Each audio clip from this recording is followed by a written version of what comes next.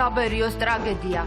ხანძარი, რომელმაც 5 ბავშვი იმსხვერპლა. ერთმანეთზე უკეთესი ბავშვები, ყველა. ტკივილია, უდიდესი ტკივილი. რა მოხდა ოკუპირებულ აფხაზეთში მცხოვრებ ჭოლარიების მრავალშვილიან ოჯახში. ვიზიტი გადადებულია. ლეგიტიმაციის მინიჭება ქართული ხალხის არჩევას დამატებითი ლეგიტიმაციის მინიჭება სხვა ორგანიზაციებიდან თუ სხვა ადამიანებისგან რა თქმა უნდა არ სჭირდება. კრიტიკა და ზეწოლა პია კაუმაზე. და დიდი მადლობა გადავხადო გაითვალისწინა პოლიტიკური კონტექსტი. რატომ არ ჩამოვიდა ეუთოს საპარლამენტო ასამბლეის პრეზიდენტი საქართველოში? დადიან და უნდათ რომ იზოლაციაში მოვაქციონ საქართველო და არა ქართული ოცნება, იმიტომ რომ ხელისუფლების იზოლაციაში მოქცევა შენი ქვეყნის იზოლაციაში მოქცევას ნიშნავს. გაუქმებულია ათასობით ავიარეისი. ამერიკა და ევროპა. ამ ვითარებაში საუკეთესო გამოსავალი სახლში დარჩენა და ავტომობილების მართვაზე უარის თქმა. დიდთოვლობა დიდ ბრიტანეთში და შეერთებულ შტატებში. შეფერხებით მუშაობს ტრანსპორტი, მატარებლებიც. სადგამოცხადა საგანგებო მდგომარეობა. ეთერშია კურიერი 9 საათზე. ნათია ლაზაშვილთან ერთად. თქვენ უყურებთ კურიერ 9 საათზე. დღეს 6 იანვარია, გიყვებით დღის მთავარ თემებს და მოვლენებს საღამო მშვიდობისა. მთელი საქართველო 5 მცირეწლოვანს გლოვობს. შემზარავი ტრაგედია ოკუპირებულ გალში გუშინ დილით მოხდა. სოფელ საბერიოში გაჩენილმა ხანძარმა ერთი ოჯახის 5 ბავშვი შეიწირა. 5-ვე გოგო, ყველაზე უფროსი 7 წლის იყო, ყველაზე პატარა კი 8 თვის. ბავშვები სახლში ბებიასთან იმყოფებოდნენ, მამა კი დედის სანახავად ზუგდიდის საავადმყოფოში იყო წასული. წინასწარი ინფორმაციით ხანძარი ბენზინის სწრაფმა ალებამ გამოიწვია, რასაც წინ უძღოდა და აფეთქების ხმა. ერთ-ერთი ვერსიით ბებიას ბენზინი ნავთში აერია. ხის სახლი მთლიანად დამწვარია. ჭოლარიების ოჯახის ვერც ერთი ბავშვი ვერ გადაურჩა. საშინელი ტრაგედია დატრია და სკოლაში, მერე ეზოში. საბერიოში მომხდარ ტრაგედიაზე საუბარი დღეს ყველას უჭირს. 5 მცირეწლოვანის დაღუპვა მთელი საქართველო და განსაკუთრებით ის ადამიანები შეძრა, ვინც ჭოლარიების ოჯახის პატარა წევრებს ყველაზე უკეთი ცნობდა. ოკუპირებულ აფხაზეთში გლოვის დღე გამოცხადდა. საცხოვრებელ სახლში გაჩენილ ხანძარს 5 გოგონას სიცოცხლე შეეწირა, მათ შორის ყველაზე დიდი 7 წლის, ყველაზე პატარა კი 8 თვის იყო. ეს ბავშვები იყვნენ მართლა არაჩვეულებრივი ბავშვები, არ ვიცი, ანგელოზები, ტკივილია, უდიდესი ტკივილი. ჩვენ გვერდით გვაქვს სკოლა და აქ დადიანდნენ დანარჩენები ბაღში. ძალიან კარგი ბავშვები იყო, ყველანი ერთმანეთზე უკეთესი ბავშვები. აქ იყვნენ ეს ბავშვები, აქ იზრდებოდნენ, ჩვენს თვალწინ იზრდებოდნენ. ძლიერ ხანძარს მხოლოდ დაღუპული ბავშვების ბებია გადაურჩა, რომელიც ცეცხლმოკიდებული სახლიდან შვილიშვილების გამოყვანას ცდილობდა და შველას ითხოვდა. ის იყო ერთადერთი, ვინც ხანძრის გაჩენის დროს პატარა გოგონებთან ერთად იმყოფებოდა, რადგან დედა ზუგდიდის ერთ-ერთ კლინიკაში მკურნალობდა. ხანძრის შედეგად დაშავებული ბებია მძიმე დამწვრობით ჯერ რუხის საავადმყოფოში მოათავსეს, დღეს კი კატასტროფის ბრიგადამ ქუთაისის რეფერალურ კლინიკაში გადაიყვანა. ექიმების ინფორმაციით პაციენტს სხეულის 20% აქვს დაზიანებული და მესამე ხარისხის დამწვრობა აღენიშნება. აღენიშნებოდა მესამე ხარისხის დამწვრობა სახისა და ორივე წინამხრის არეში. ამ ეტაპისთვის პაციენტის მდგომარეობა საშუალო სიმძიმისაა. ჭოლარიების ოჯახი უკვე მეორე დღეა სამძიმარს იღებს. 5 მცირეწლოვანი გოგონას ტრაგიკულად დაღუპვის გამო ოჯახის წევრებსა და ახლობლებს სამძიმრის წერილი გაუგზავნა კათოლიკოს პატრიარქმა ილია მეორემ. დიდია ჩვენი მწუხარება სოფელ საბერიოში თქვენს ოჯახში მომხდარი ტრაგედიის გამო, რომელმაც მთელი საქართველო მოიცვა. ერთდროულად 5 შვილთან გამოთხოვება მეტად მტკივნეული და რთული გადასატანია. როგორი ძლიერიც არ უნდა იყოს ადამიანის სულიერად, მაგრამ მაინც უნდა განგამტკიცოთ რწმენამ იმისა, რომ გარდაცვალება არ ნიშნავს სიკვდილს, არამედ იგი დასაწყისია მარადიული ცხოვრებისა, რომლისთვისაც ჩვენ ყველანი უნდა მოვემზადოთ. ეს განშორება კი დროებითია. შევთხოვთ უფალს მოგანიჭოთ ნუგეში და ლოცვის ძალა. ტრაგიკულად დაღუპული ბავშვების ოჯახის წევრებსა და ახლობლებს უსამძიმრებს გაეროს ბავშვთა ფონდი. საბერიოში მომხდარი ტრაგედიის გამო ბავშვების ოჯახს, ახლობლებსა და ქართველ ხალხს უსამძიმრებს ამერიკის საელჩო. მცირეწლოვანი ბავშვების დაღუპვის გამო მწუხარებას გამოთქვამს ბრიტანეთის ელჩით საქართველოში, რომელმაც ვიდეო მიმართვა ქართულ ენაზე ჩაწერა. დღეს განსაკუთრებით ვწუხარ იმ საშინელი ამბის გამო, რომელიც გალის რეგიონში მოხდა, სადაც ტრაგიკულად ხანძრის დროს დაიღუპა 5 ბავშვი. დიდი ბრიტანეთის სახელით მინდა გამოვხატო სამძიმარი ნათესავებსა და ახლობლების მიმართ. ტრაგედია გალის რაიონის სოფელ საბერიოში გუშინ გამთენიისას მოხდა. ხანძარი კერძო სახლში გაჩნდა, სადაც 5 მცირეწლოვანი ბავშვი და ბებია იმყოფებოდნენ. საცხოვრებელი სახლი სრულად დამწვარია, ცეცხლის გაჩენის ზუსტი მიზეზი კი ჯერჯერობით უცნობი. არაოფიციალური ინფორმაციით ძლიერი აფეთქება და ხანძარი ბენზინის აალებამ გამოიწვია. სვანეთში მომხდარი მკვლელობა გახსნილია. ინფორმაცია ცოტა ხნის წინ გაავრცელა შინაგან საქმეთა სამინისტრომ. მკვლელობისა და ყაჩაღობის ფაქტზე დაკავებულია 2 პირი, რომელსაც 20 წლამდე ან უვადო პატიმრობა ელით. გამოძიების ინფორმაციით 39 წლის და 33 წლის ორმა მამაკაცმა გუშინ 5 იანვარს უგდიდიდან მესტიაში მიმავალი უცხო ქვეყნის 2 მოქალაქე გაძარცვეს და ერთ-ერთ მათგანს ცეცხლსასროლი იარაღიდან სასიკვდილო ჭრილობა მიაყენეს. კურიერის ინფორმაციით 2 დღიანი ძებნის შედეგად დაკავებულები არიან რევას პაკელიანი და ბეჟან ჭკადოა. მოკლული კი ვიქტორ სოლოვიოვია. კვალის დაფარვის მიზნით დამნაშავეებმა ცხედარი მდინარეში გადააგდეს და მიიმალნენ. ცხედარი მესტიის მუნიციპალიტეტის ტერიტორიაზე მდინარე ნაკრაში იპოვეს. ვიზიტი გადადებულია ეუთოს საპარლამენტო ასამბლეის პრეზიდენტი ამ ეტაპზე საქართველოში აღარ ჩამოვა. პიაკაოვმა მამას დისკუსიების და მჭიდრო განხილვის შედეგი უწოდა, თუმცა უფრო ზუსტი სიტყვებია კრიტიკა და ზეწოლა. მას შემდეგ, რაც ცნობილი გახდა, რომ თბილისში ჩამოდის ეუთოს საპარლამენტო ასამბლეის პრეზიდენტზე სიტყვიერი შტურმი დაიწყო. ქართულმა ოპოზიციამ და დასავლეთის პოლიტიკოსთა ერთმა ნაწილმა აქტიურობდნენ ბალტიის ქვეყნების დეპუტატები მიხეილ როთი გერმანიიდან და საქართველოს უკვე კარგად ნაცნობი ჯო ვილსონი ამერიკის კონგრესიდან. სალომე ზურაბიშვილმა ვიზიტს უდრო უწოდა. ლატვიელმა პოლიტიკოსმა კი კატასტროფული გადაწყვეტილება. ოპოზიციური პარტიები არ მალავენ, რომ ყველაფერს აკეთებენ საქართველოს ხელისუფლების საერთაშორისო იზოლაციის მისაღწევად, თუმცა ხელისუფლება აცხადებს, რომ ოპოზიციის მიზანი ქვეყნის იზოლაცია. რაც შეეხება პიაკაოვას, ეუთოს საპარლამენტო ასამბლეის პრეზიდენტი ამბობს, რომ ის კვლავაც მზად არის ყველას მოусმინოს და შეთავაზოს დახმარება იმ რეკომენდაციების შესრულებაში, რომელიც ეუთო ოდირმა გასცა. ცოტა ხნის წინ საგარეო საქმეთა სამინისტრომ წერილიც მიიღო. თეთი ზანთარაია გვეტყვის რას წერს პიაკაოვმა. დღის ბოლოს ცნობილი გახდა, რომ ვიზიტის გადადების შემდეგ ეუთოს საპარლამენტო ასამბლეის პრეზიდენტმა წერილი გაუგზავნა საგარეო საქმეთა მინისტრს მაკა ბოჭორიშვილისთვის გაგზავნილ წერილში ვკითხულობთ. როგორც პიაკაოვმა წერს, ის აფასებს მთავრობის მზადყოფნას დელეგაციასთან თანამშრომლობისთვის და მათ მიიღეს გადაწყვეტილება, რომ არსებული პირობები მნიშვნელოვანი და ინკლუზიური დისკუსიისთვის, რაც აუცილებელია რეალური პროგრესის მისაღწევად, ხელსაყრელი არ არის, თუმცა ოდირის რეკომენდაციების განხორციელების, მხარდაჭერის და ყველა დაინტერესებულ მხარეს შორის დიალოგის ხელშეწყობის მიზნით ძალისხმევა ეუთო ოდირის მხრიდან მტკიცეა. მოუთმელად ველი საქართველოში ვიზიტისთვის უფრო ხელსაყრელ დროის შერჩევას. ასეთი არის ის წერილი, რომელიც ცოტა ხნის წინ გავრცელდა ეუთოს საპარლამენტო ასამბლეის პრეზიდენტის მხრიდან. ამ წერილში ასევე წერია ის, რომ საქართველოს მთავრობას მოუწოდებს პიაკაოვმა, რომ ხელისუფლებამ ყველა შესაბამის ძალასთან ინკლუზიურ და კონსტრუქციული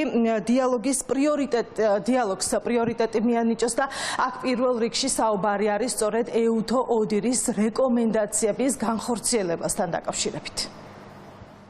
საქართველოში ვიზიტის გადადების მიზეზი ეუთოს საპარლამენტო ასამბლეის პრეზიდენტმა პლატფორმა X-ზე განმარტა. პიაკაოვმა დაწერა, რომ თბილისს მაშინ ეწევა, როცა ეუთოს ჩართულობა მეტად ეფექტური იქნება. დისკუსიებისა და მკაფიო განხილვის შემდეგ მე გადავწყვეტე გადავდო ჩემი ვიზიტი საქართველოში იმ დრომდე, ვიდრე ეუთოს საპარლამენტო ასამბლეის ჩართულობა მეტად ეფექტური იქნება.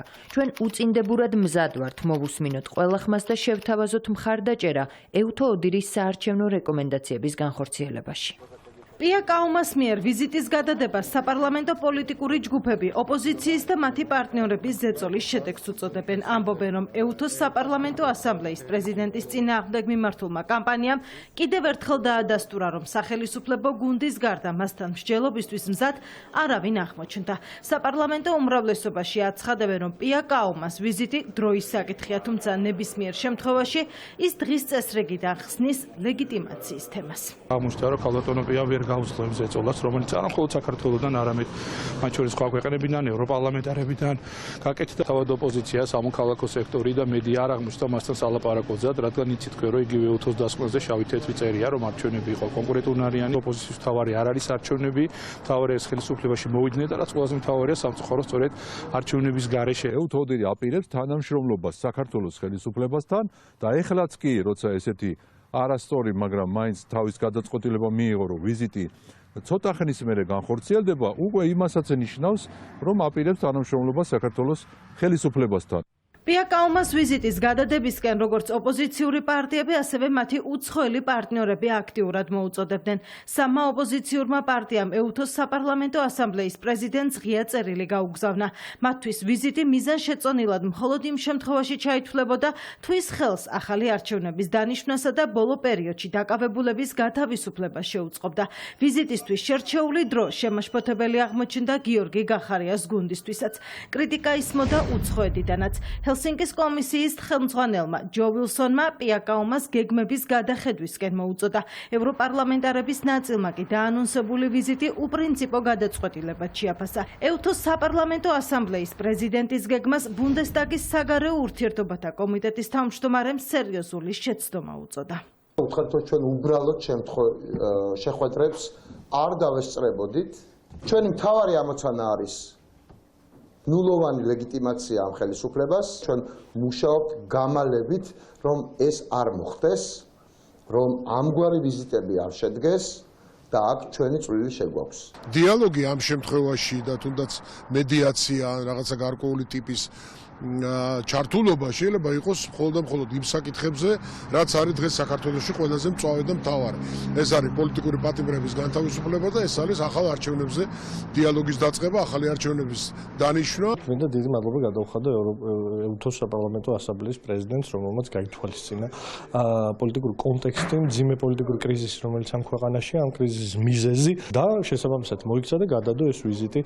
ოპოზიციური პარტიების და მათი უცხოელი მოკავშირეების დამოკიდებულება ქართული ოცნებისთვის ლუსტრაციის მორიგი მაგალითია. სახელისუფლებო გუნდში აცხადებენ, რომ პიაკაუმას კრიტიკის მიღმა რეალურად საქართველოს იზოლაციის სურვილი და მცდელობა დგას. დადიან და უნდათ რომ იზოლაციაში მოაქციონ საქართველო და არა ქართული ოცნება, იმიტომ რომ ხელისუფლების იზოლაციაში მოქცევა შენი ქვეყნის იზოლაციაში მოქცევას ნიშნავს. ეს არის ქართული ხალხის არჩევანის წინააღმდეგ წასვლა. ვასალური ბატონყმური დამოკიდებულება აქვს ამ ადამიანებს და ყველანაირად ცდილობენ, რომ საქართველოს ინტერესების საწინააღმდეგოდ, ჩვენი ქართული ხალხის ინტერესის საწინააღმდეგოდ არჩევნებს მიაყენონ რაიმე ხინჯი ან სადონ რომ საქართველოს რაღაცა ისეთ იზოლაციურ გარემოში იყოს აღმოჩენილი და რატომ ეს ყველაფერი ისევ და ისევ თავიანთი მერკანტილური მიზნებისთვის. ეუთოს საპარლამენტო ასამბლეის პრეზიდენტი საქართველოში 8 იანვარს უნდა ჩამოსულიყო. პიაკაუმა თბილის მოგვიანებით ეწובה, თუმცა ვიზიტის ზუსტი თარიღი ჯერ არ სახელდება. საქართველოში ჩატარებული არჩევნების მიღმა ევროკავშირის ქვეყნებს საკუთარი არჩევანი აქვთ გასაკეთებელი, მომავალი კი ჯერჯერობით ბუნდოვანია. დიდი ალბათობით ავსტრიის მთავრობის ფორმირებას ულტრამემარჯვენეები მოახდენენ. კანცლერი გადადგომას აპირებს, საპარლამენტო არჩევნებით კი ყველაზე მეტი ხმა გერბერტ კიკლეს პარტიას აქვს, რომლის სამაგალითო პოლიტიკოსი ვიქტორ ორბანია. სახელმწიფო ვერტიკალი ევროპის კიდევ არაერთ ქვეყანაში ამყიფე. კანცლერ შოლც გერმანიის ბუნდესტაგმა უნდობლობა გამოუცხადა.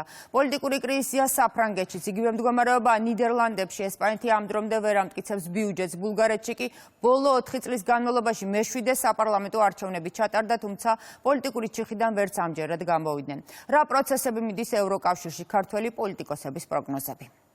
პოლიტიკური ლანდშაფტი მნიშვნელოვნად იცვლება. საქართველოს პარლამენტის ვიცე-სპიკერი ბოლო პერიოდში ევროკავშირის წევრ ქვეყნებში განვითარებულ პოლიტიკურ პროცესებს გულისხმობს.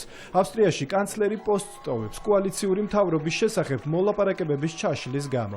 გერმანიაში კი კანცლერს პარლამენტმა უნდობლობა გამოუცხადა და თებერვლის ბოლოს ვადამდელი არჩევნებია ჩანიშნული. არ არის გამორიცხული საფრანგეთში ახალი პრემიერის დასახელება გახდეს საჭირო, თუ დეკემბრის ბოლოს დანიშნული მთავრობის მეთაურის მიერ დასახელებული აღმასრულებელი ხელისუფლება მეოთხე ჯერზეც ვერ მოიპოვებს ნდობას. ესპანეთში მთავრობა ბიუჯეტზე შეთანხმებას ვერ ახერხებს. ბელგიას კი ამ დრომდე არ ყავს მთავრობის ახალი შემადგენლობა. ამ ფონზე საქართველოს შესახებ გაკეთებული კრიტიკული განცხადებები მართველი გუნდის წევრების აზრით გარკვეული ძალების მიერ წინასწარ დაგეგმილი სცენარის ნაწილია. მსოფლიოში და ევროპაში მათ შორის ძალიან სერიოზული პროცესები მიდის. ესე იგი ევროკავშირის ლიდერი ქვეყნები, როგორც საფრანგეთი, ასევე გერმანია, საკმაოდ რთულ პოლიტიკურ ვითარებაში აღმოჩნდნენ. პოლიტიკური კონექტურა ამ ქვეყანაში ისეთი ქვეყნებში ისეთი აღარ იქნება, როგორც გუშინ იყო და ეს წარმავალი ხელისუფლება, რომელსაც თვითონ გააჩნია სერიოზული პოლიტიკური პრობლემები ბიუჯეტთან დაკავშირებით, ახალი მთავრობის ჩამოყალიბებასთან დაკავშირებით, რასაკვირველია იცლიან იმისათვის, რომ პატარა საქართველოს შეუტიონ. ის რაც მართველი გუნდისთვის ევროპაში პოლიტიკური კრიზისის მანიშნებელია, დემოკრატიული პოლიტიკური კულტურის მთავარი მახასიათებელია ოპოზიციისთვის. დემოკრატიის ნაწილია არჩევნებიც, ცვლილებებიც, მთავრობის გადადგომაც, თუ ბიუჯეტი არ მტკიცდება, რაღაც განწყობილებების მიღება, პასუხისგებლობის აღება, მინისტრების თუ პრემიერების მიერ და პასუხისგებელი ადამიანების მიერ, რაც საქართველოში პრაქტიკულად არ ხდება, ხო ხდება ჯიუტად რაღაც ხელისუფლების შენარჩუნებისთვის ყველაფრის კეთება. არსებობს შესაძლოა პოლიტიკური კრიზისი, მაგრამ ისინი არ გადიან ლეგიტიმურობის ჩარჩოდან. ქართულ ოცნებაში არსებობს ლეგიტიმურობის სრული კრიზისი, ისინი გადიან ლეგიტიმურობის ჩარჩოდან და აკეთებენ იმას, რაც უნდა. მართლ გუნდში აცხადებენ, რომ ევროკავშირში არსებული კრიზისის ფონზე მათთვის მიუღებელია კონკრეტული ქვეყნების ლიდერების დამოკიდებულება საქართველოში მიმდინარე პროცესებთან დაკავშირებით. უმრავლესობის წევრები ამბობენ, რომ ევროპის ბევრი ქვეყნისგან განსხვავებით, საქართველოში უწყებები გამართულად მუშაობენ. მიუხედავად იმისა, რომ თავიანთ ქვეყანაში აქვს უდიდესი გამოწვევა და ჩასატარებელი აქვს არჩევნები თუ დასაკომპლექტებელი აქვს მთავრობა და დასამტკიცებელი აქვს ბიუჯეტი, ამ დროს იცლიან და საქართველოს აკეთებენ განცხადებებს. ეს კიდევ ერთხელ ხაზს უსვამს, რომ საქართველოს აქვს ერთი განსაკუთრებული მისია გარკვეული ძალებისთვის, ამ მისიას საქართველო არ ასრულებს და მასზე იზოლების და მასზე თითის დაქნევის და მასზე შანტაჟის მიზნით ასეთი განცხადებები კეთდება. გერმანიაში კრიზისი, საფრანგეთში კრიზისი, ეს ზუსტად ამას მოასწავებს. თქვენდალოცვილებო, თავზე დაგემხოთ ხელისუფლებები და კოალიციები. რა საქართველოს განცხადებებს აკეთებთ? საზოგადოებამ ჩამოაყალიბა უკვე თუ რომელ მხარეს დგას. ევროპაში პოლიტიკური გარემოს არასტაბილურობის ფონზე საქართველოში მშვიდობიანი პოლიტიკის მნიშვნელობაზე ამახვილებენ ყურადღებას პოლიტოლოგები. საერთო ფონის გათვალისწინებით ჩვენ დღეს გვყავს ლეგიტიმური მთავრობა, გვყავს დამტკიცებული პარლამენტი, დამტკიცებული მთავრობის მეთაური ამ შემთხვევაში ბატონი ირაკლი კობახიძე, ასევე პრეზიდენტი და ეს ყველაფერი იმის წინაპირობაა, რომ საქართველოს განაგრძოს თავისი სტაბილური წინსვლა და განვითარება. ევროპის პოლიტიკურ დღის წესრიგში, როგორც ჩანს, მიმდინარე წელსაც ბევრ ცვლილებას ვიხილავთ. არჩევნების მოლოდინშია გერმანია, კიდევ ერთი არჩევნების დანიშვნის მიჯნაზია ბულგარეთი, საპრეზიდენტო არჩევნების მეორე ტური ელის ხორვატიას. საქართველოს ხელისუფლების წარმომადგენლები ამბობენ, რომ ახალ პოლიტიკურ კონიუნქტურაში სტრატეგიულ პარტნიორებთან ურთიერთობების გადატვირთვა საგარეო პოლიტიკის პრიორიტეტად რჩება. ამასობაში უკრაინაში მოსალოდნელი მოლაპარაკების წინ კიევმა კურსკის ოლქზე ახალი იერიში წამოიწყო, პარალელურად მოსკოვი დონბასს უტევს. ორივე მხარე ცდილობს ფრონტზე უპირატესობა მოიპოვოს, თუმცა ამას რისკიც ახლავს. თუ სირსკის არმიამ კურსკში მიზანს ვერ მიაღწია, ზელენსკის მოლაპარაკების მაგიდასთან დაჯდომა ნაკლები კოზირით მოუწევს. კურსკის ახალ ოპერაციას ბევრი აკრიტიკებს, მაგრამ ბაიდენის ადმინისტრაცია კმაყოფილია. რეალურად კი ყველა ტრამპის ინაუგურაციას ელოდება. მათ შორის პუტინი და ზელენსკი უკრაინის პრეზიდენტმა რუსეთის პრეზიდენტთან შეხვედრა არ გამორიცხა, თუმცა მხოლოდ მას შემდეგ, რაც ის შეერთებული შტატების ახალ პრეზიდენტს შეხვდება. რაც შეეხება თავად ტრამპს, არჩეულმა პრეზიდენტმა ჯერ კიდევ დეკემბრის ბოლოს განაცხადა, რომ პუტინს მასთან შეხვედრა რაც შეიძლება მალე სურს. შეთავაზების რა პაკეტი აქვს სამწლიან ომში ჩართული მეზობლებისთვის შეერთებული შტატების 47 პრეზიდენტს არავინ იცის. დონალდ ტრამპის თეთრსახში დაბრუნებამდე ზუსტად 2 კვირა დარჩა. კიევი ომის დასრულებისა და დონალდ ტრამპის ინაუგურაციის მოლოდინშია. ამერიკის არჩეულ პრეზიდენტთან შეხვედრას ელოდება ვოლოდიმირ ზელენსკიც, რომელიც ყოველდღე ამბობს, რომ მშვიდობის გარანტად სწორედ ტრამპს მიიჩნევს. პრეზიდენტ ტრამპმა სატელეფონო საუბარში მითხრა, რომ ჩვენ შეხვედრას ელოდება. მასთან ჩემი ვიზიტი პირველი ან ერთ-ერთი პირველი იქნება. მე ვიცი, რომ მას საკუთარი ამერიკული საქმეები აქვს, თუმცა რაც საერთაშორისო ურთიერთობებს ეხება, ჩემი აზრით, ჩვენი საკითხი ტრამპისთვის ერთ-ერთი ყველაზე აქტუალურია. მას პუტინის შეჩერება შეუძლია, იმიტომ რომ პუტინს მისი ეშინია. ეს ფაქტია. ტრამპი დემოკრატიული სახელმწიფოს პრეზიდენტია და სამუდამოდ არ მოდის. ის პუტინი არ არის. არ მოვა 25 წლით. საკუთარი ვადით მოვა, მაგალითად 4 წლით. მეხუთე წელს კი პუტინი ომს დაიწყებს. ტრამპისთვის ეს მარტივი იქნება, ის რომ მის დროს ომი არ იყო, მის შემდეგ კი უკრაინა გაანადგურეს. რუსეთ-უკრაინის ომის დასრულებისთვის მოლაპარაკებების აუცილებლობაზე საუბრობს ენტონი ბლინკენი, რომელიც სახელმწიფო მდივნის თანამდებობაზე ბოლო დღეებს ითვლის. ბლინკენმა რუსეთ-უკრაინის ომის შესახებ ამჯერად სეულში ვიზიტის დროს ისაუბრა. დეკემბრის ბოლო კვირაში კურსკში 1000-ზე მეტი ჩრდილოეთ კორეელი ჯარისკაცი დაიღუპა და უფრო მეტი დაიჭრა. მოსკოვისა და ფხენიანის მჭიდრო თანამშრომლობა მზარდის საფრთხის მანიშნებელია. უკრაინის პოზიციები კურსკში მნიშვნელოვანია, რადგან, რა თქმა უნდა, ეს არის ის, რაც გავლენას მოახდენს მომავალ წელს ნებისმიერ მოლაპარაკებებზე. რუსეთის კურსკის რეგიონში კი უკრაინელი სამხედროები შეტევით ოპერაციას ახორციელებენ. ინფორმაციას ოფიციალური მოსკოვიც ადასტურებს. რუსეთის თავდაცვის სამინისტროს მტკიცებით, უკრაინელმა სამხედროებმა თავდასხმა სოფელ ბერდინთან 2 ტანკითა და 12 ჯავშან მანქანით დაიწყეს. შეტაკებები არ წყდება უკრაინაში ფრონტის ხაზზეც. რუსმა ჯარისკაცებმა დონეცკის ოლქში რამდენიმე მიმართულებით წინ წაწევა შეძლეს და დაიკავეს ქალაქი კურახოვო. პარალელურად უკრაინელ და რუს სამხედროებს შორის ქუჩის ბრძოლები მიმდინარეობს ქალაქ ტორეცკში, სადაც ოფიციალური კიევის ინფორმაციით ოკუპანტი გადამწვარი მიწის ტაქტიკას იყენებს და ცდილობს, რაც შეიძლება მეტი მრავალსართულიანი კორპუსი გაანადგუროს. ბრძოლის ველზე არსებულ კრიტიკულ ვითარებაზე თავად ფრონტზე მყოფი უკრაინელი სამხედროებიც საუბრობენ. აქვთ ამერიკის ახალი პრეზიდენტის მხარდაჭერის იმედიც და ელოდებიან ახალ ტექნიკასაც. ვფიქრობ, რომ ტრამპი ჩვენს მხარდაჭერას განაგრძობს. როგორც რუსი ოფიცრები ამბობდნენ, უკრაინა მხოლოდ დასაწყისია. ასე რომ ჩვენ უნდა შევაჩეროთ ისინი აქ და ახლა. ომში პირველ რიგში ჩვენი თავის იმედი გვაქვს, მაგრამ სოფლიოს მხარდაჭერის გარეშე რუსებს ვერ გაუმკლავდებით. ფრონტის გარდა ვითარება მწვავეა მთელი უკრაინის მასშტაბით. ომის 1042 დღეს რუსეთის ძალებმა დრონები ქვეყნის 9 რეგიონის მიმართულებით გაუშვეს. ღამის განმავლობაში საჰაერო განგაში უკრაინის 11 რეგიონში იყო გამოცხადებული. რუსთაველის გამზირზე საპროტესტო აქცია დღესაც მიმდინარეობს. მოთხოვნები კი უცვლელია. ახალი საპარლამენტო არჩევნების გარდა აქციის მონაწილეები დაკავებულთა გათავისუფლებას ითხოვენ. თამარ თათარაშვილი განაგრძობს მუშაობას რუსთაველის გამზირზე, სწორედ ის მოგვიყვება რა ხდება ამ წუთებში პარლამენტის წინ. საპროტესტო აქციის მონაწილეებმა ზუსტად რამდენიმე წუთის წინ გადაკეტეს დედაქალაქის მთავარი გამზირი. არ იცვლება აქციის მონაწილეებისთვის არც შეკრების დრო და არც ლოკაცია. დღესაც საღამოს 7 საათზე შეიკრიბნენ დემონსტრანტები რუსთაველის გამზირზე საკანონმდებლო ორგანოსთან, რაც შეეხება მოთხოვნებს. ისინი აცხადებენ და ითხოვენ, რომ უნდა გათავისუფლდნენ ის პირები, რომლებიც სამართალდამცველებმა დააკავეს აქციების მიმდინარეობის დროს და ასევე მოითხოვენ ახალი არჩევნების ჩატარებას.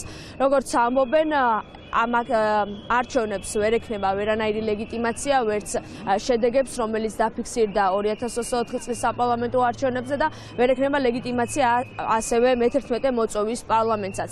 ამ მოთხოვნებს აჟღერებენ ისინი დედაქალაქის მთავარ გამზირზე, არ არის განცხადებები, რაიმე სახის მიმართვები. აქცია მიმდინარეობს მშვიდ ვითარებაში, საკანონმდებლო ორგანოს მიმდებარე ტერიტორია, როგორც უგითხარით, რამდენიმე წუთის წინ გადაიკეტა. მადლობა, ეს იყო თამარ თათარაშვილი და ჩვენი პირდაპირ ჩართვა რუსთაველის გამზირიდან. პიკი ახლოვდება. საქართველოში გრიპის შემთხვევების რაოდენობა ყოველდღიურად მატულობს. პირველ ადგილზეა H1 ტიპის ვირუსი, რომლის პიკსაც მედიკოსები იანვრის მეორე ნახევრიდან ელოდებიან. მაღალი ტემპერატურა, გართულებული სუნთქვა, თავის ტკივილი, ხველა და უმადობა, მსგავსი სიმპტომებით ჩივილები განსაკუთრებით ბოლო კვირებში გაიზარდა. გრიპის ვირუსს ახასიათებს გართულებაც ფილტვების ანთება. რისკ ჯგუფში ბავშვები არიან, ამიტომ ყველაზე მეტი პაციენტი კლინიკებს სწორედ მცირე წლოვნებში ჰყავთ. გუშინ შემოვედით დაახლოებით 7 საათზე სუნთქვის უკმარისობით და მაღალი ტემპერატურით. მაღალი ტემპერატურა და გართულებული სუნთქვა ამ სიმპტომების გამოვლენის შემდეგ ირმა სახოკიამ წლისა და 9 თვის ტყუპები იაშვილის კლინიკაში შეიყვანა. დიაგნოზი გრიპის ვირუსია. ბავშვების მდგომარეობა ამ დროისთვის დამაკმაყოფილებელია. ვაპირებდი სახში დასტაბილურებას ყველაფრის, მაგრამ ვერ შევძელი და მოვიყვანე და მშობლებისთვის რეკომენდაცია იქნება, რომ როგორც კი რამე სიმპტომები ექნებათ, აუცილებლად უნდა მიიყვანონ კლინიკაში. სპეციალისტების განცხადებით, საქართველოში ყველაზე მეტად H1 ვირუსია გავრცელებული. ექიმების პროგნოზით პიკური პერიოდი იანვრის მეორე ნახევრიდან დაიწყება. იაშვილის საავადმყოფოს სამედიცინო დირექტორი იმ სიმპტომებზე საუბრობს, რომლის გამოვლენის შემთხვევაშიც მშობლებმა კლინიკებს დაუყოვნებლივ უნდა მიმართონ. ექიმის თქმით, რისკ ჯგუფში ბავშვები არიან. საერთო მაჩვენებელში უპირატესი სწორედ ეგრეთ წოდებული H1 ტიპის ვირუსია, პანდემიური ვირუსი, ესმატება და გაგრძელდება შემდეგი კვირების განმავლობაშიც და ალბათ იანვარში მიაღწევს თავის პიკს. გრიპი და გრიპის მაგვარი შემთხვევების რაოდენობა ჯამში 2024-2025 წლის სეზონზე თითქმის იგივეა, რაც იყო შარშან. გრიპისთვის დამახასიათებელია მაღალი ტემპერატურა 38 და მეტი. გრიპს ახასიათებს ძლიერი თავის ტკივილი, ყელის ტკივილი, კუნთებისა და სახსრების ტკივილი, ხველა, საერთო სისუსტე, უმადობა. 6 თვიდან 5 წლამდე ასაკის ბავშვებში აი ამ პერიოდში ნოემბრის განსაკუთრებით პირველი ნახევრიდან დაწყებული ვაქცინაციის ჩატარება არის ერთ-ერთი ყველაზე ეფექტური პრევენციული ღონისძიება. მედიკოსები ყურადღებას სტატისტიკაზეც ამახვილებენ და ამბობენ, რომ გრიპის და გრიპის მაგვარი შემთხვევების რაოდენობა ჯამში 2024-2025 წლების სეზონზე თითქმის ერთი და იგივეა. ექიმები ვირუსიდან გამოწვეული გართულების თავიდან აცილების მიზნით კონკრეტულ რეკომენდაციებს გასცემენ. სამწუხაროდ ყველაზე მაღალი სიხშირით ახასიათებს გართულებები სასუნთქის სისტემის კუთხით. როგორიც არის პნევმონია, ანუ ფილტვების ანთება. თავი რეკომენდაცია იქნება მოვერიდოთ ხალხმრავალ ადგილებს, გავანიავოთ ოთახები, რომ არ იყოს დიდხანს დახურული სივრცე, ვატაროთ პირბადეები შეძლების დაგვარად და ხელების ჰიგიენა და რაც თავარია გრიპის ვაქცინაცია. ვირუსების რაოდენობა ამ პერიოდში გაზრდილიც უნდა იყოს. უბრალოდ მოიმართა გრიპების რაოდენობა. ესეთი ვირუსული დაავადება, როგორც არის გრიპი და არის ერთ-ერთი ყველაზე უფრო სერიოზული დაავადება, ძალიან დიდი მნიშვნელობა აქვს მის მკურნალობაში, როდის მივა პაციენტი ექიმთან. იმიტომ რომ თუ პირველ 3 დღეში მოხდა მისი ექიმთან კონსულტაცია, არსებობს სპეციალური მედიკამენტი გრიპის საწინააღმდეგო და გართულებები უკვე ამ პრეპარატის მიღების შემდეგ აღარ დგება. გრიპის საწინააღმდეგო ვაქცინაციის მნიშვნელობაზე საუბრობენ დაავადებათა კონტროლის ეროვნულ ცენტრშიც. განმარტავენ, რომ შარშან იანვარშიც ვირუსების გავრცელების კუთხით მსგავსი ვითარება იყო. ჩვენთან მატება შემთხვევების დაიწყო რაღაცა ნოემბრის ბოლოს, მაშინ გამოჩნდა ასე ვთქვათ გრიპის ვირუსი, თუმცა მინდა ვთქვა, რომ საკმაოდ წყნარი სეზონი გვაქვს. ასეთი სეზონი შარშან იყო დაახლოებით ამ დროს. შარშანწინ გაცილებით მეტი იყო შემთხვევები. ვისაც უნდა თავის დაცვა, რა თქმა უნდა, ვაქცინების მარაგი ქვეყანაში არის და შეუძლია ეს ხდება ასე ვთქვათ ყველა პოლიკლინიკაში, ისევ აიცრან უფასოდ ხდება ეს ვაქცინაცია. სპეციალისტები ამბობენ, რომ ჯანდაცვის სისტემა გრიპის ვირუსის პიკური პერიოდისთვის მზად არის. რეკომენდაციების გათვალისწინების შემთხვევაში კი შესაძლო გართულებები თავიდან იქნება აცილებული. ევროპა და ამერიკა ორი კონტინენტი, სადაც უამინდობამ სერიოზული პრობლემები შექმნა. დიდ თოვლობა დიდ ბრიტანეთში, რის გამოც მალე წყალდიდობას ელოდებიან. ინგლისსა და უელსში ჩაიხერგა ასაბრენი ბილიკები, გადადებული ასობით რეისი, პარალიზებულია რკინიგზა.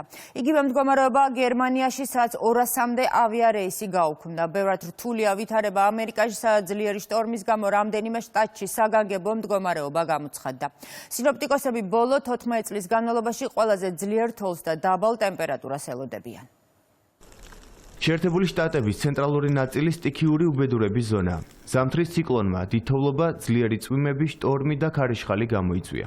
ამერიკაში 70 მილიონმა მოქალაქემ უამინდობის შესახებ გაფრთხილება უკვე მიიღო. ეროვნული ჰიდრომეტეოროლოგიური სამსახური უკანასკნელი 10 წლეულის განმავლობაში უპრეცედენტო დიდთოვლობას პროგნოზირებს. ყველაზე რთული ვითარება კანზასის, მისურის, კენტუკის, ვირჯინიის, დასავლეთ ვირჯინიის, არკანზასა და ნიუ-ჯერსის შტატებშია, სადაც უამინდობის გამო საგანგებო მდგომარეობაა გამოცხადებული. შტატების ხელისუფლება მოსახლეობას მოსალოდნელი საშიშროების შესახებ აფრთხილებს. საგანგებო სიტუაციების მართვის ადგილობრივი სამსახურის განცხადებაში ნათქვამია, რომ კლიმატურმა პირობებმა მოსალოდნელია ელექტროენერგიის გრძელვადიანი მასშტაბური გათიშვა გამოიწვიოს, რამაც შესაძლოა დაზარალებულ რაიონებში მცხოვრებთათვის სიცოცხლისთვის საშიში სიტუაციის რისკი შექმნას. ამ დროისთვის 106 მოქალაქე ელექტროენერგიის გარეშეა დარჩენილი. უამინდობის გამო ბოლო 24 საათის განმავლობაში გადაუდებელი დახმარების ცენტრში 464 ზარი შემოვიდა. ბევრი ავტოსაგზაო შემთხვევა მოხდა. გვინდა დავწმუნდეთ, რომ მოქალაქეებს ესმით, რომ ამ ვითარებაში საუკეთესო გამოსავალი სახლში დარჩენა და ავტომობილების მართვაზე უარის თქმა. ეს ყველაზე სწორი გადაწყვეტილებაა. უამინდობის გამო შეერთებულ შტატებში 1000 ავიარეისი გაუქმდა, 3000 კი გადაიდო. საფრენ ბილიკზე ყინული საფარის გამო დროებით შეაჩერა მუშაობა კანზასის საერთაშორისო აეროპორტმა. შეფერხებებია საქალაქთაშორისო მაგისტრალზეც. კანზასის შტატის ავტოტრანსპორტის დეპარტამენტის განცხადებაში ნათქვამია, რომ შტატის ცენტრალური მაგისტრალი, რომელიც კანზასს მისურისთან აკავშირებს, დახურულია. საუბარია გზის 354 კილომეტრიან მონაკვეთზე. ამერიკული გამოცემა ინდიფენდენტის ცნობით, ბოლო დღეებში ვირჯინიაში, ინდიანაში და კანზასში ასობით ავტოავარია მოხდა. უამინდობა ინგლისის რეგიონებშიც, ქვეყნის ჩრდილოეთით მდებარე რაიონებში დახურულია ბირმინგემის, ლივერპულის, ბრისტოლის, ნიუკასლის და ლიდსის აეროპორტების ასაფრენი ბილიკები. ეს სიგიჟეა, თავიდან მომეწონა კიდეც კვირის დასაწყისში ლამაზად თოვდა. შემდეგ კი წვიმა წამოვიდა და ჯერ კიდევ წვიმს. სულაც აღარაა სახალისო, საშინელი ამინდია. იმედია მალე შეიცვლება. ჩემი აზრით, ახლა მთელს მსოფლიოში არანორმალური ამინდია, თუმცა ასეც მართლა არ მოველოდი. ახლა იანვარია, შესაძლოა ამაზე მეტადაც აცივდეს. ცხადია, შეფერხებით მუშაობს ტრანსპორტი, მატარებლებიც. განრიგი ყოველთვის კლიმატურ პირობებზეა დამოკიდებული. ყველაფერი ამინდის გავლენის ქვეშ ექცევა. თითოეულობის გამო რეისები გაუქმდა გერმანიის აეროპორტშიც. შეფერხებებით მუშაობს მიუნხენის, ფრანკფურტის, შტუტგარტის, ბერლინის აეროპორტები.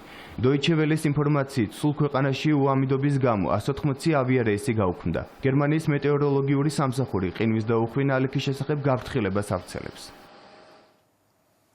მართლმადიდებელი სამყაროს ნაწილი 7 იანვარს ქრისტესშობას აღნიშნავს. დღესასწაულთან დაკავშირებით ტაძრებში საზეიმო ღვთისმსახურება ღამისთევით ჩატარდება. ლიტურგია დღეს 11 საათზე დაიწყება. მრევლი უკვე იკრიბება სამბის ტაძარში, სადაც პატრიარქის საშობაო ეპისტოლეს წაიკითხავენ. თეო თუცქირიძე გვერდება საკათედრო ტაძრიდან.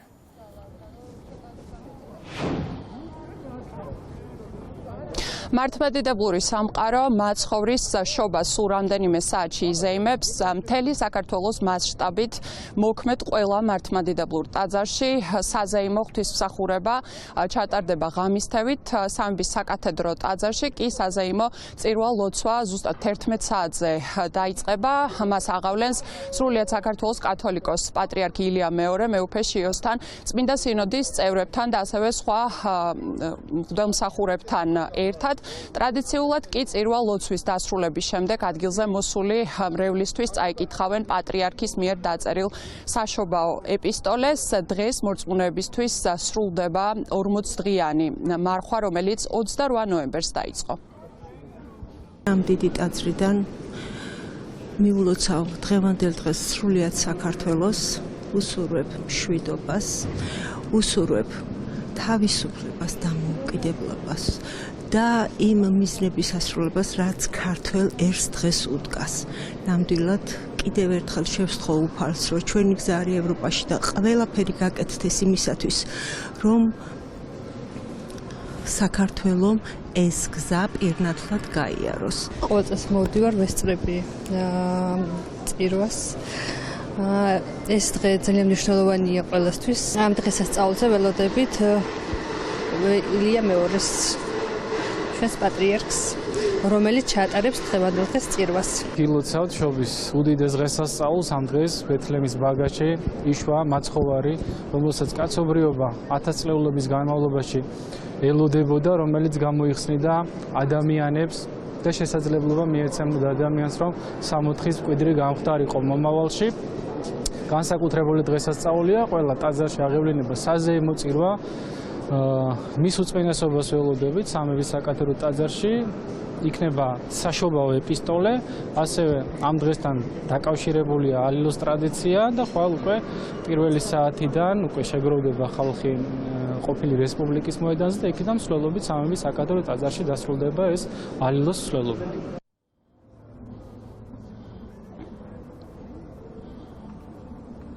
მრევლის ნაწილი კი საქართველოს კათოლიკოს პატრიარქის ლოცვა კურთხევით სამების ბრწყინვალე დღესასწაულს შეხვდება ფანჯრებთან ანთებული სანთლებით. ტრადიციულად კი ხვალ გაიმართება რესპუბლიკის მოედნიდან პირველ საათზე ალილოს მსვლელობა. მადლობა თეო ცუცქირიძე საუბრობდა საკათედრო ტაძრიდან. ასეთი იყო დღევანდელი დღე 6 იანვარი და კურიერი 9 საათზე. მე დღეს ამით ვასრულებთ მუშაობას, შობას გილოცავ წინასწარ და ხვალამდე გემშვიდობით ნახვამდის.